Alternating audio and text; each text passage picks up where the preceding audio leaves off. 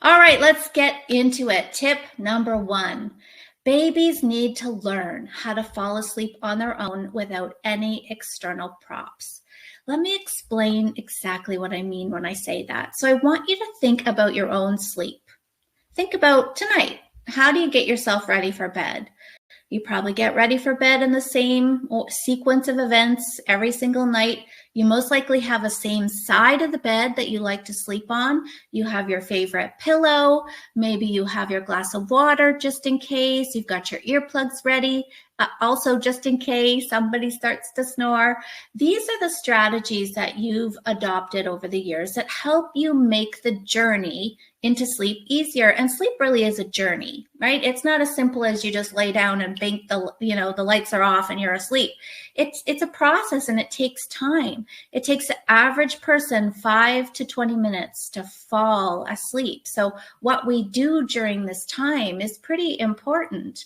And we become very habitual about what we do during this time. We don't like a lot of surprises. That's why we don't sleep great when we're in a hotel room or at a company's house. We like the same environment, the same consistency. All of these things make sleep come easier for you. Any change to that, you're going to have some anxiety, and anxiety is going to make sleep harder to come by. So what happens to babies then?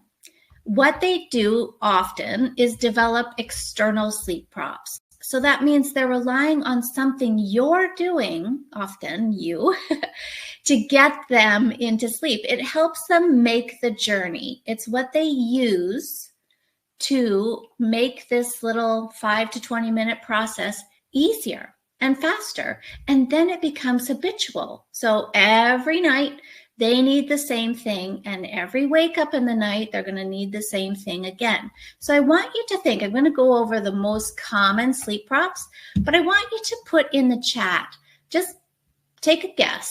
You probably already know, what is your baby's sleep prop?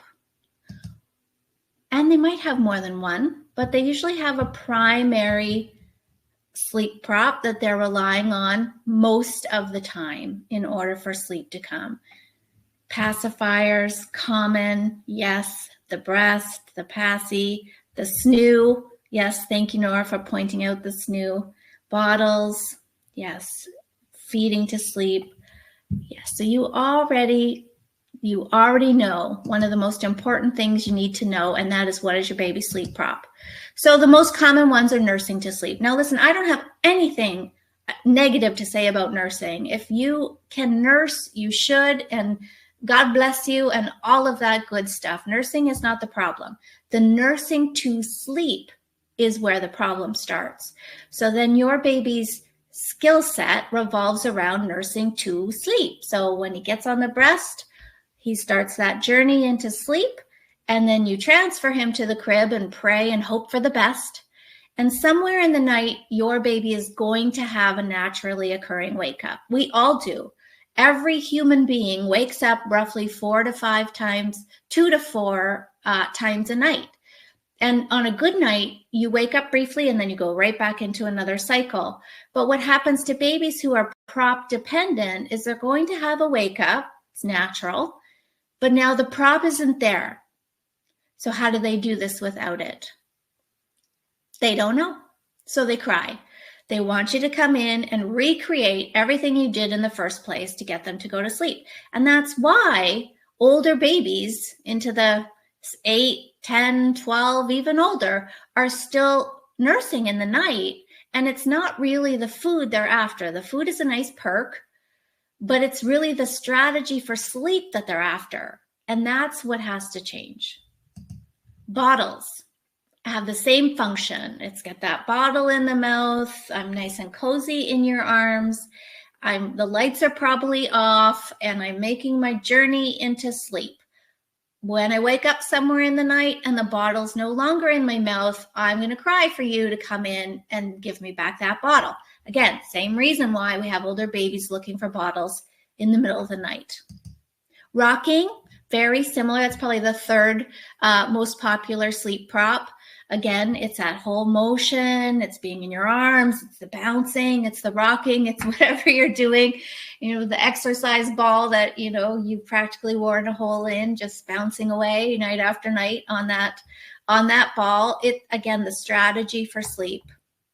And the pacifier is a little bit different because it's not directly related to you, but it's still external, right? It's not something that they have total control over, because nobody can sleep with a pacifier in their mouth all night long. Nobody could. So at some point, that's going to fall out. Now they have a naturally occurring wake up later in the night. The pacifier's not there. What are they going to do? Call for you to come and help. And even if, and this is a big if, and it very rarely happens, even if some magic occurs and the baby can get this pacifier back into his own mouth, it's still fragmenting his night. It's a thing that's happening that shouldn't be. It's a wake up in the night that shouldn't be there. It should be so brief, eyes flutter, and back into another cycle. That's what we want to be happening. And a baby who's pacifier dependent needs to find it, needs to get it back into his mouth, needs to start falling asleep again. And that's now a full wake up. So it's going to take minutes, sometimes 10, 15, even more minutes for this baby to fall back asleep again once they found their pacifier. Now, I just want to make a little kind of bookend here about the pacifier, that there are associations in this world, the American Academy of Pediatricians, for example, who do suggest pacifier use for the first year. So this is a decision that you're going to have to make independently. I'm just giving you the facts. And the facts are that a pacifier is a sleep prop, and it's unlikely that your baby's going to sleep through the night if they're pacifier dependent. So just giving you the facts on that one. All right, so this is Katie H, who told me that she had to nurse her baby, bounce her baby, and rock her baby to get to sleep. And that's what I mentioned earlier, that a lot of babies have a primary sleep prop, and then they have a couple of backup props that if nursing's not working for some reason, you try rocking, or maybe you try car rides, or whatever it is that you're doing to get your baby to sleep. But now, after just a few nights on the program, she's putting herself to sleep without any fussing, and they've got their evening back. Joanna had a son who was up breastfeeding. She thought, no way he's going to fall asleep on his own. But again, in just a few nights, because it's a skill that we all need, right? It's a human need to be able to sleep. And so when we show them the way, they'll often take to it very quickly and start sleeping independently, which is something we all need to learn.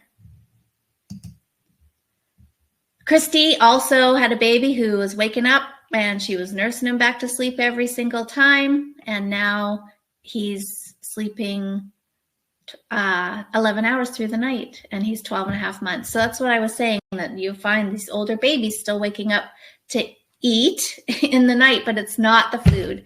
Oh, sorry, it's a strategy.